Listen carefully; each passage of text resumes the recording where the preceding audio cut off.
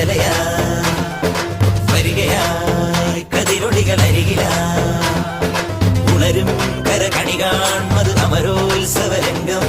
മുളവന്നത് തളിരാം ഇത് പരവായി നിരയായി കരളിൻ നിറയായി വിളയുവൻ കനകനൽ കതിരുകൾ